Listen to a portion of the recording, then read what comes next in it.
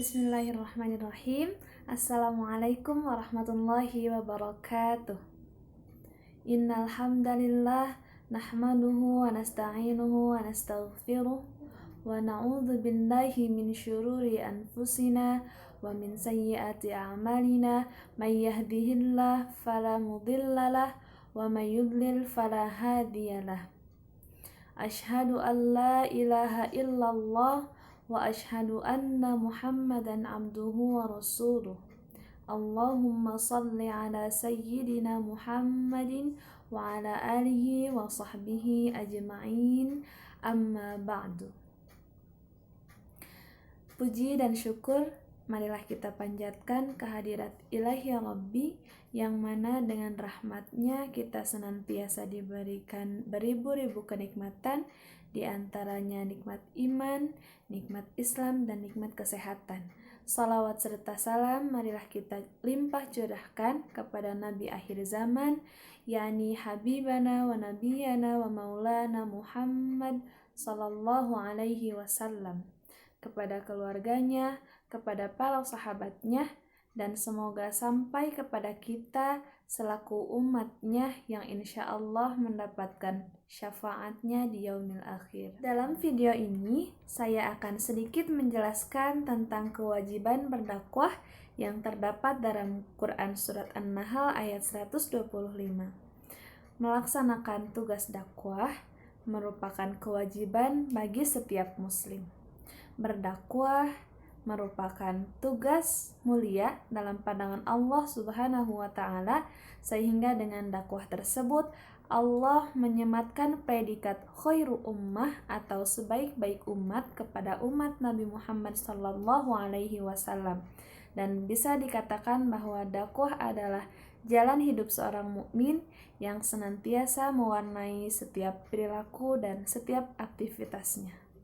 Firman Allah dalam Quran Surat An-Nahl ayat 125, A'udzu billahi minasy syaithanir rajim. Bismillahirrahmanirrahim. Ud'u ila sabili rabbika bil hikmati wal mau'izatil hasanati wajadilhum billati hiya ahsan. Inna rabbaka huwa a'lamu biman dhalla 'an sabilihi wa huwa a'lamu bil muhtadin. Yang artinya, serulah manusia kepada jalan Tuhanmu dengan hikmah dan pelajaran yang baik, dan bantahlah mereka dengan cara yang baik. Sesungguhnya Tuhanmu dialah yang maha mengetahui tentang siapa yang tersesat dari jalannya, dan dialah yang lebih mengetahui orang-orang yang mendapatkan petunjuk.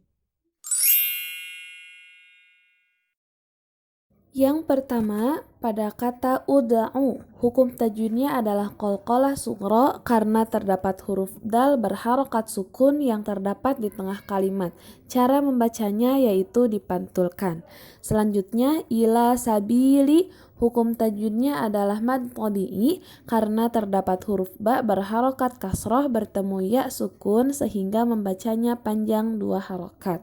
Selanjutnya, bil hikmati, hukum tajwidnya adalah alif lam qamariyah karena terdapat alif lam yang bertemu dengan huruf H, yang mana huruf H tersebut merupakan salah satu dari huruf alif lam qamariyah.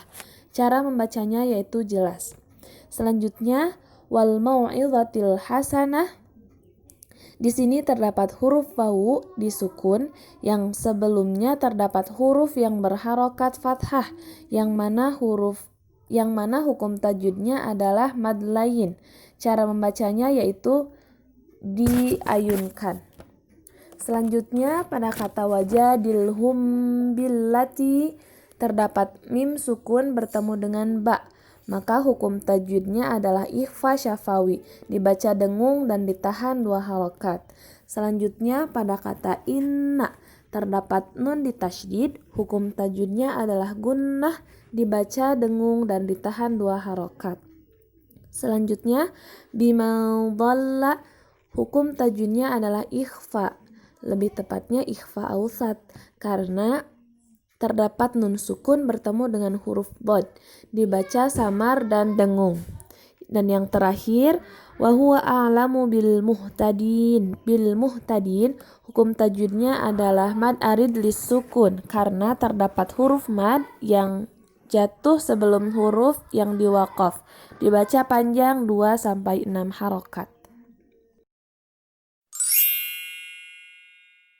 Para mufassir berbeda pendapat mengenai asbab an-nuzul ayat ini. Al-Wahidi menerangkan bahwa ayat ini turun setelah Rasulullah Shallallahu Alaihi Wasallam menyaksikan 70 jenazah para sahabatnya yang syahid dalam perang Uhud, termasuk Hamzah paman Rasulullah. Dan Imam Al-Qurtubi menyatakan bahwa ayat ini turun di Makkah ketika adanya perintah kepada Rasulullah untuk melakukan gencatan senjata atau muhadanah dengan pihak Quraisy. Berbeda dengan Ibnu Katsir yang tidak menjelaskan adanya riwayat yang menjadi sebab turunnya ayat ini. Surah An-Nahl adalah surah ke-16 dalam Al-Quran. Surat ini terdiri dari 128 ayat dan termasuk golongan surat-surat Makkiyah. Surat ini dinamakan An-Nahl yang artinya lebah.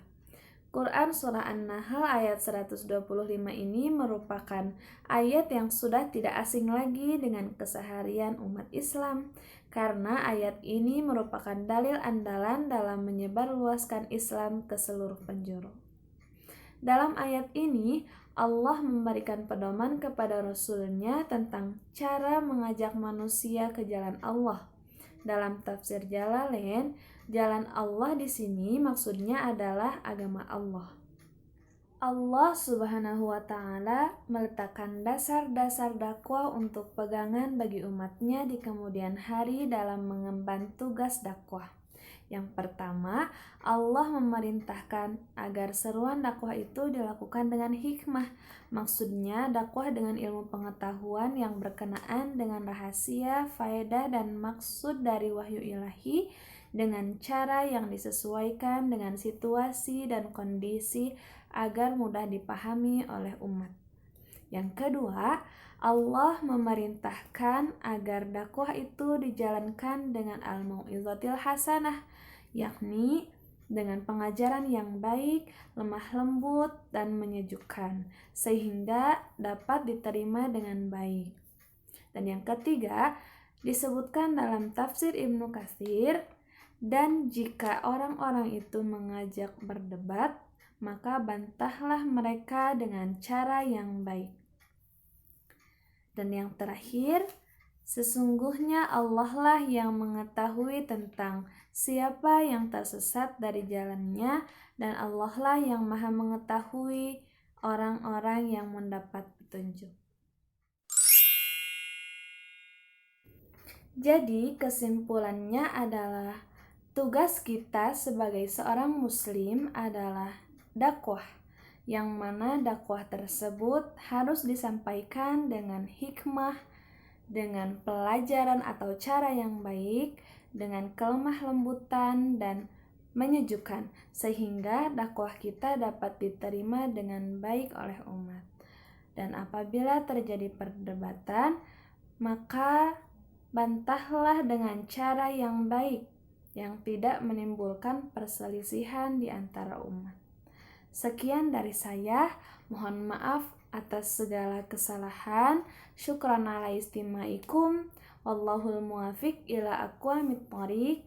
Wassalamualaikum warahmatullahi wabarakatuh.